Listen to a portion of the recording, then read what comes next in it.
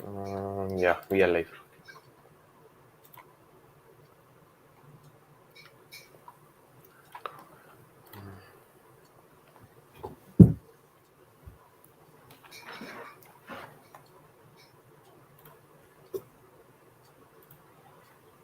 Ujjwal sir will like. Okay. Hey everyone. So I hope you are going well with your projects and learning much stuff in this hackathon. So today we are starting with the last speaker session for the hackathon by Ujjwal Sharma.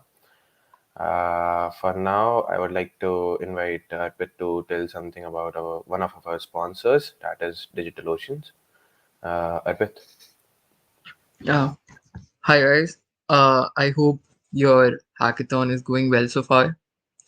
So, DigitalOcean is one of the sponsors for our event, and let's take a look at the slides to see who they are and what they do.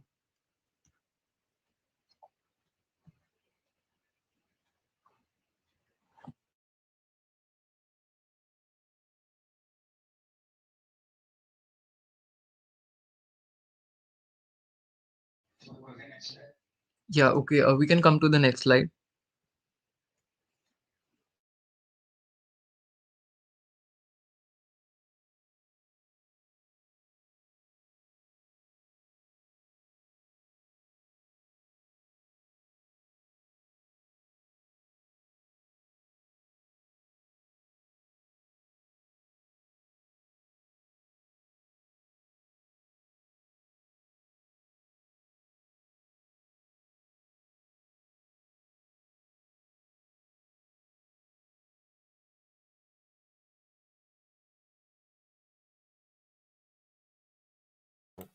Everyone, you So, if can you're take a a part of the hackathon, you can try DigitalOcean. You can wait, paused on this slide for a minute. You can scan this QR code for a $100 60-day free trial, or you can just go to the link try.digitalocean.com/developer-cloud.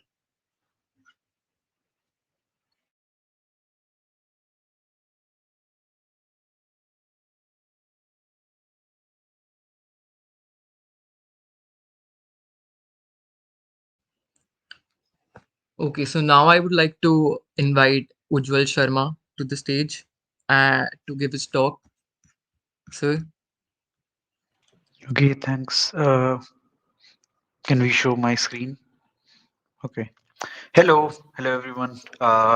Today I'm here to talk about multi-core JavaScript and the uh, past, present, and future. So we will look at the JavaScript programming language today and talk about this initiative to add multi-core support and what the motivations are and where we're heading to.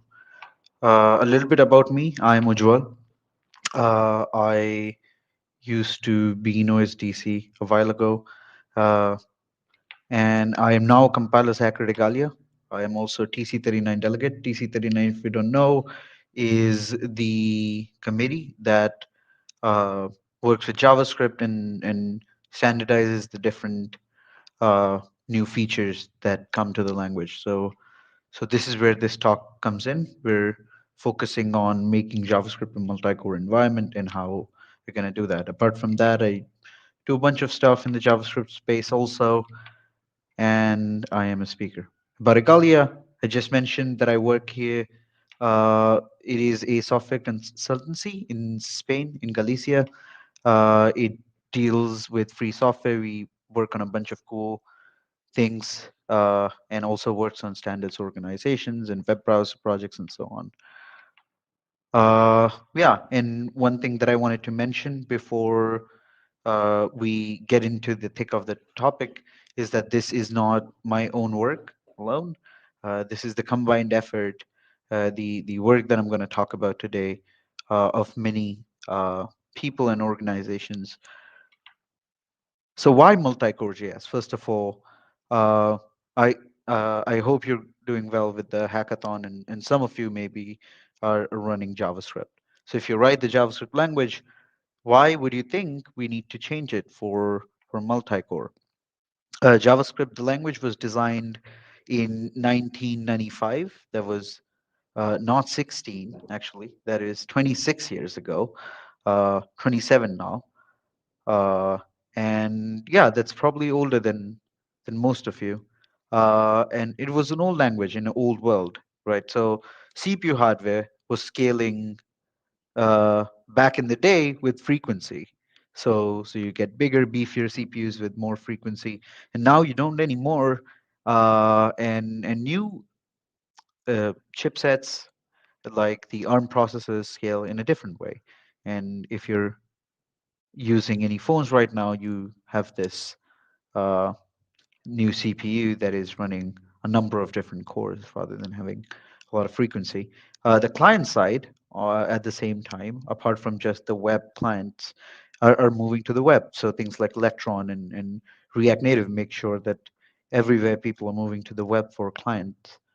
And JavaScript and WebAssembly are starting to take over servers at the same time. So there's things like Node and so on.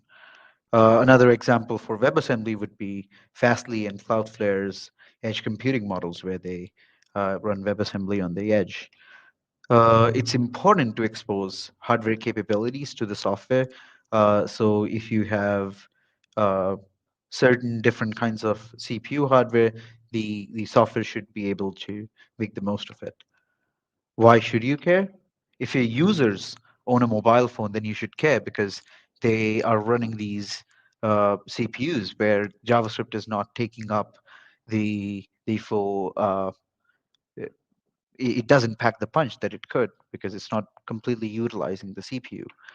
If you run JavaScript or WebAssembly on a server, then you care because your servers are also not being utilized to their full volume. You build computationally heavy web applications, and so you would like to have more concurrency and more asynchronous code, or if you just want to utilize the full hardware capabilities on any client device. Uh, let's go over the old news first. So the what are the things that have already happened?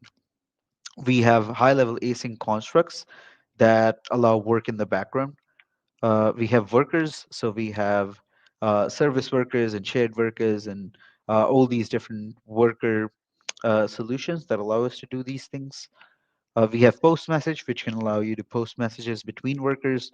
We have a message channel, and we have async await. So we have async await, which gives you a very abstracted way of dealing quite efficiently with these constructs. And we have a MVP of WebAssembly. So we have some basic features within WebAssembly that we can utilize. There were a few failed attempts to uh, achieve essentially what we're talking about here. There was Parallel JS, which was a project with a lot of stakeholders, including Intel. There was also SIMD.js, which tried to add support for SIMD instructions, which allow faster computation on JavaScript. There have been recent wins at the same time, so not all is lost. There have been additions of atomics and shared array buffer to JavaScript. There has been a vgref proposal, and there is also threading support in WebAssembly. So there's these three things that are working out in favor. There's also WebAssembly SIMD. So even though SIMD.js failed, WebAssembly supports SIMD. So if you're building computationally heavy applications that are you know, doing a lot of arithmetic which need SIMD, you can port those to WebAssembly, and that would give you that functionality. One question that you may not even think is as big of a question is: are standards a good place to get stuff done? And yeah, for many, including me, sometimes this is not even a question. But why not? Project Fugu, if you know about the Google project to add more native capabilities to the web, shows that multi-implementer standards are not the only way to ship. If you've, as a matter of fact, used any uh, features like web USB or web uh, Bluetooth in your project, you know that this is not a multi-implementer standard, something that is just in Chrome. Uh, but it still works somehow. The JS and WebAssembly world, however, operates on a lockstep model. So single implementer standards are not uh, going to work. Many efforts have successfully been developed in standards bodies and then shipped broadly. Things like temporal, things like you know big int and all these new features have been successfully developed in standards bodies. It is important to have a coherent whole for JS and WebAssembly. So they should work well together, and that's not going to happen if we just build something up here.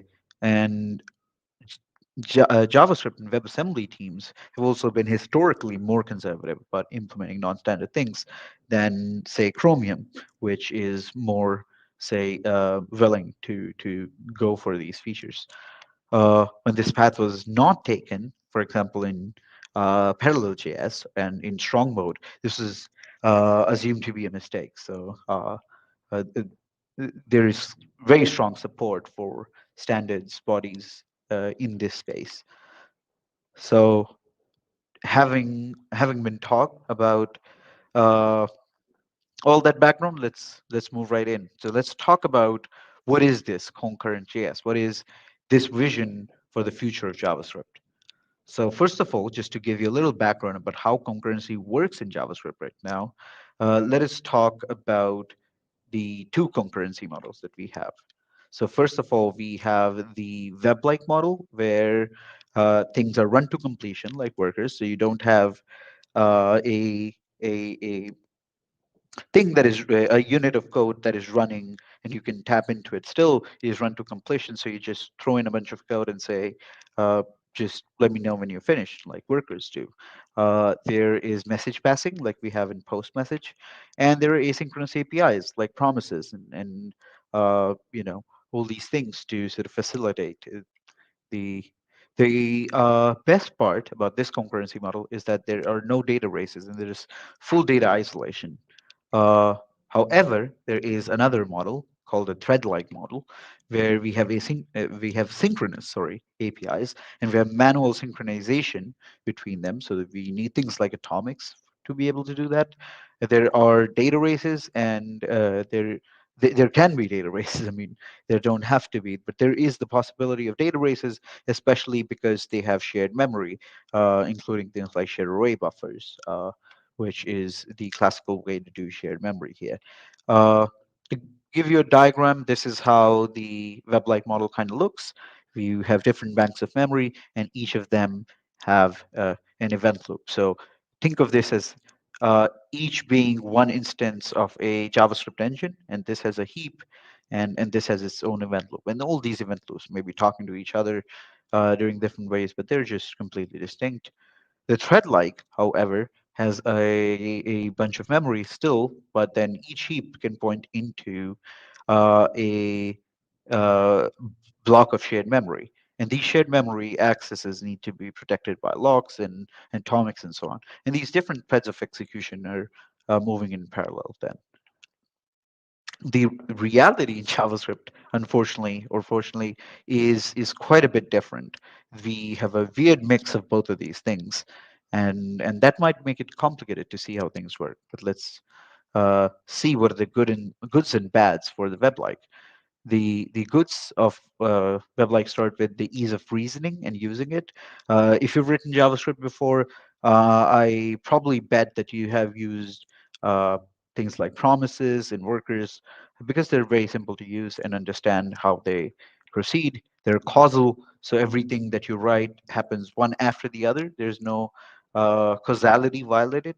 It is data race free by construction. So if you just proceed like you're supposed to, there's not going to be any data races. There is full isolation, and it is asynchronous. So it's everything is smoother, and it is uh, it's not as focused on manual synchronization mechanics. So you don't need locks, as I mentioned. You don't need atomics to be able to work with this. At the same time, there's some bad. So the most important bad being it leaves performance on the table. So it doesn't completely utilize the the hardware capabilities, which is an important goal that we had as we talked in the beginning. Threadlike, on the other hand, well, one of the most important good is that it has interoperability with WebAssembly. I cannot stress how important this is. There is also interoperability with the WASM GC proposal, so it is interoperable to the newly created WebAssembly garbage collector. It has good performance. So one of the bads of WebLike, if you remember, is that this one can have absolutely amazing performance, but at the same time, one of those goods come here as bad. It is impossibly hard, I would say, to reason and to use. There is all this manual synchronization involved, so you need to learn how to have things like semaphores or locks or atomics in JavaScript. There can be data races by design, so you have to write software that avoids those. And there can be a causal astonishment, so you can have code that is run out of order for some reason, and that makes debugging and thinking about the code really difficult. Also, all of these combined, I would say, it's not another point, but a combination of all of these create an effect around this model of computation that one must be this tall, so to say, to be able to utilize this, because it needs a lot of previous education, so to say, to be able to utilize this completely. Uh, Additionally, another nail in the coffin is that it exposes more timing channels. So if you are writing cryptographically secure applications, then timing attacks might be a problem if you're completely sold into this model. Let's improve both models simultaneously. So if you know about JavaScript, JavaScript is famously criticized, I would say, to not breaking the web. And because of this, we have to work with the current reality. We have to work in a world where we have not web-like or thread-like, but a weird hybrid of both of them, and improve both of them simultaneously. Because if you noticed, they both complement each other anyway really well. So what is the roadmap here? What are we thinking about? For the phase one, for web-like, we would need for basic support, you would say, language support for asynchronous communication. So you need something that can allow you to communicate asynchronously. You need the ability to spawn some units of computation to kick off some code, so to say. For Threadlike, you need things like shared memory. You need basic synchronization primitives to start doing manual synchronization, and you need the ability to spawn threads. Now, if you think about this, if you think again about all the points that I just mentioned, you would realize that we're actually done here. All of these things are already in the JavaScript language. There's promises for asynchronous communication. There is async await that makes it more sort of abstracted, makes it much easier to write code with promises. There's workers for spawning computational units. There is shared array buffer for shared memory for the thread-like, and there's atomics for manual synchronization.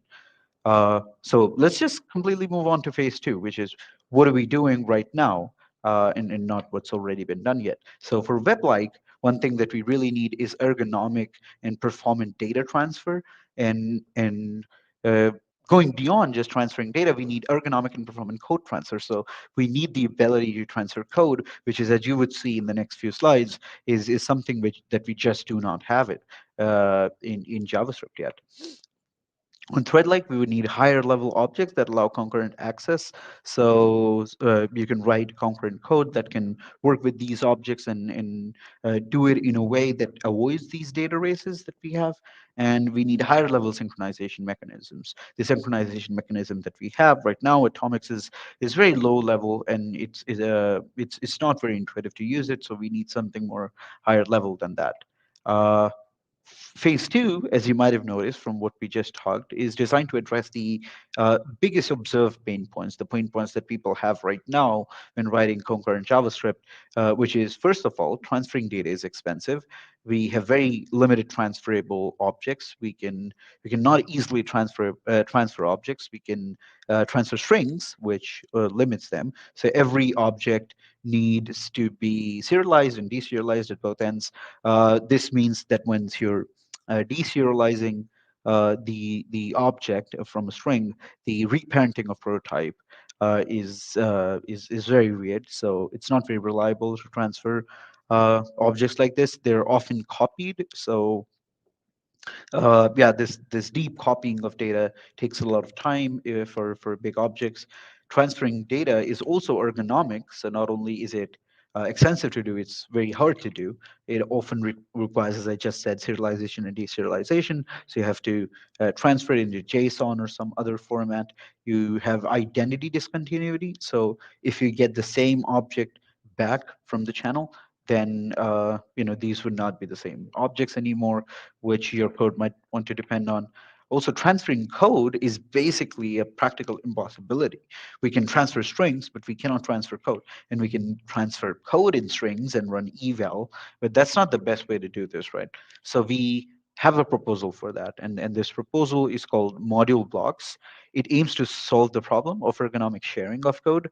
It was spearheaded by Surma in Google. Now I'm not sure anymore who's running this, but this is an amazing proposal that would allow you to declare inline modules, module blocks in JavaScript, and then you can pass them around and you can import that module block. You can run a worker using it. And yeah, it's a way to share code between different threads, so to say, or different pass around code that can be started by any worker. Another upcoming proposal is shared disjoint heaps. So it aims to solve the problem of ergonomic and performing sharing of both data and code.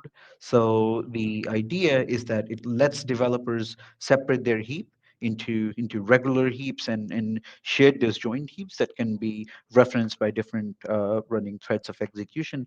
Agent local heaps, which are the kind of heaps that are local to the agent that you're running. They can point into these shareable heaps, and they can the shareable heaps cannot point into agent local heaps, of course, heaps, because they would come and go. But the unit of sharing is this transferable heap. So you have this transferable heap. It has some code. It has some data, and they can any of the agent heaps can point to it and run code or share data between each other. Phase two for the thread is, well, surprise, surprise, also designed to address the biggest observed pain points. So one of the biggest pain points is that nobody knows how to use shared array buffers in atomic swirl. And I'm not talking about nobody in the hackathon. I'm saying just nobody out there is finding it very easy to be able to use these things. So we need to make them simpler. We need to uh, avoid the impedance mismatch. It is too high. So we're trying to build some structures which are, well, pun intended, which are going to help you write this kind of code. So the first proposal is structures. It's called structs, and it aims to solve the problem of higher level objects that allow concurrent access. So these are going to be objects like objects. Uh, but structures, which will be declared by the struct keyword, unlike the class keyword, just the class keyword, it will be struct class, now returns not an object, but a struct. And this struct, as you will see, uh, are sealed. So you cannot set a new value on this. You cannot set the proto, which is the prototype. So yeah, it's basically logged when it comes out. And you can use these structs for concurrent access because you're sure that there will be less race conditions because you're dealing with a logged out object. There is also going to be a future phase, which is apart from the stuff that we're doing right now. If you go over it for the web-like, for the future phase, one of the things that people have been considering is, do we need lighter weight actors? Do we need something which is lighter than workers, because workers are taking a lot of boot up time, and now there is some work going on in making workers load up faster, but maybe we can have lighter weight actors. We also need integration with scheduling APIs, so we need a way to manually work out with the event loop. Now it's controversial because some people think it's too low level, but this is a possibility. We also might, well, someday have a concurrent standard library. This is something that Node has always had, but yeah, JavaScript's entire standard library could also move to promises and concurrent methods. For Threadlike, we need better tooling. So it's, as I said, it's currently very hard to write applications that work on this. And with better tooling, hopefully it would be much easier to work with and debug. We also need integration with WASM-GC. This is already something that somewhat exists, as I mentioned, but we need to do more of it. And well, also a concurrent standard library, but maybe this one would be more Thread-like. Uh, I just wanted to, before I end, give special thanks to a bunch of people who helped me build this talk and give this presentation. And I want to give thanks to you.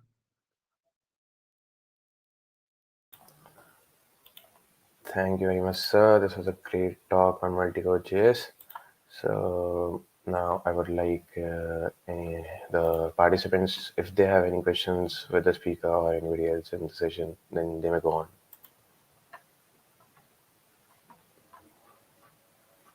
I'll just pin them on the screen and he'll be able to answer.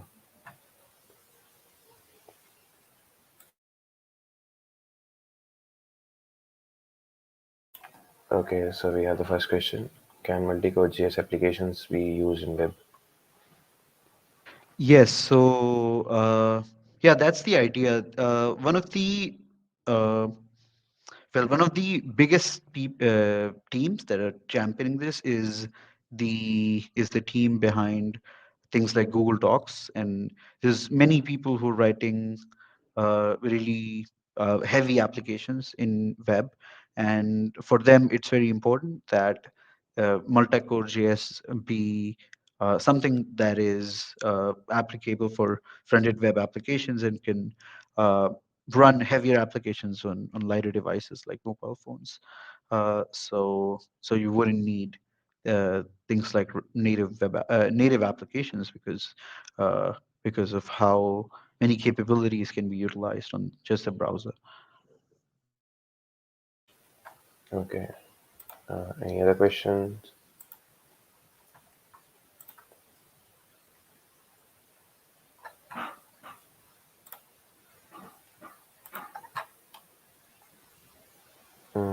I think Aryan is, yeah. Okay, so there's a question by Ejim. The way JS is headed right now, for example, you discussed multi-core JS, which JS is not meant to do directly. How do you see it 5, 10 years down the line in the web? In the web? Yes, so yeah, thank you for this question. Uh, JS is, I think this concurrent JS sort of vision that I presented is the most important directions that the language is headed to. I mean, of course, there will be proposals that improve things in the other direction. There are a lot of things going on in regexp these days and so on. But I think this is the most fundamental shift that is going to happen in JavaScript. I think JavaScript is still to its very core, a single-threaded sort of single process environment language that is not built uh, in a way that could utilize the full capabilities of the hardware. And I think that will become more of like the language, and it will subsume most of its other use cases. Okay. So the next question is again by Aryan. How are multi-core JavaScript applications used in production environment, and how successful are they? Well, people are starting to use multi-core JavaScript and Node in production. So people are utilizing things like workers and different clusters of processes and so on to build Node applications. I think it's starting to allow people to build more impressive applications. We've also been seeing recently people using things like concurrency and WebAssembly to build really sophisticated web applications for the browsers. And I think not many people are using it in production these days, but I think as more and more people switch to using it on production, we will see a more sort of powerful web and more powerful applications that can do you know uh, achieve more things essentially with the resources that they have. Okay. So the next question is by Sham. Ruby versus the JavaScript Ruby for web. versus JS for web, and Ruby still exists. Ruby is okay, I think, for backend, but you can't run Ruby on the browser, and you can run Ruby on the browser by using a WebAssembly interpreter. But I don't think it's worth it. But if you just want to run a simple uh, web server for your API, I think you could use Sinatra or Rails. If one of the most beautiful things about Ruby is that it's a very fun to use programming language, and there is a lot of uh, cool existing things that you can just pick up in the Ruby space. Okay. The next question is by Shivam Rajput. In which language JS is built on, and how the language affects multi-core future of JS. So JS is not built on any language. JS is not one thing, right? JS is a programming language, which is a standard, and different people have implemented it differently. The browsers, the most famous people who you know, are implementing JavaScript in C++. So V8 in Chrome, and SpiderMonkey in Gecko, and JavaScript Core in WebKit and Safari. They're all written in C++, and so that uh, that doesn't affect the multi-core ability. What affects the multi-core ability is not implementation, but how do we want to design the features, and how do we want people to use them. There's also some others who have implemented JavaScript in different programming languages. There's QuickJS in C, and there's Boa, which is written in Rust, and so on. So it's you cannot blame a single programming language for this thing, and it's more important to think about the designers and sort of committees that are working on the standards. Mm, I think we are done for the questions for now. If you guys have any other question, yeah. Okay, Sham. Sham, how the web development is the best manner, meaning anyone could course or something like that. I I'm not sure anymore. There's people who use Free Code Camp really like it. I think it's very nice. It works according to the OSDC philosophy of open source. It's completely open source, and it helps you get started. So I think maybe that would be a nice way to get into web. Okay. Any other questions? Yeah.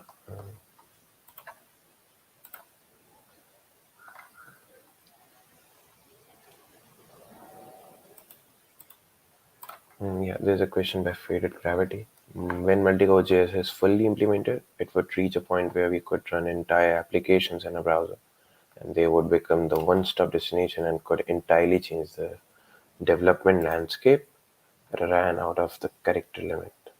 Okay, I think he isn't able to frame Yeah, the question in a it's okay. I understand, and I honestly, I think that's a good thing that I personally really like. I think the web is a very solid platform. It's a uh, well, in the 90s, I think there was this thing where people used to differentiate between different CPUs and different architectures by asking, uh, do you have a C compiler for this architecture? And that would sort of differentiate trivial computers, trivial CPUs, I would say, from serious ones.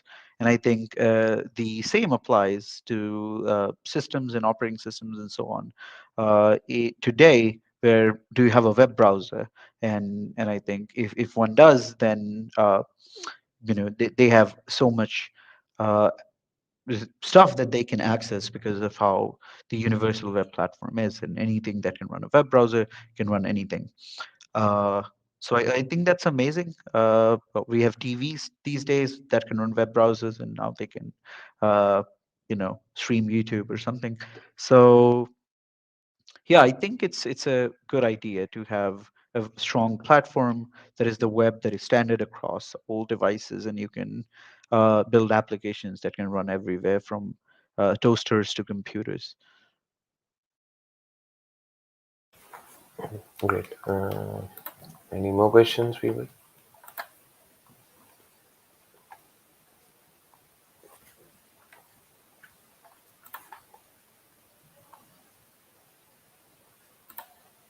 Okay, I think we are done for the questions. Thank you, sir, for joining with us. It was a great session where you. It was completely very knowledgeable to learn about Multicore JS. Thank you for joining with us. Thank you all for Thank you. joining the speaker session. I hope you will be going good with the project now. Thank you. Bye.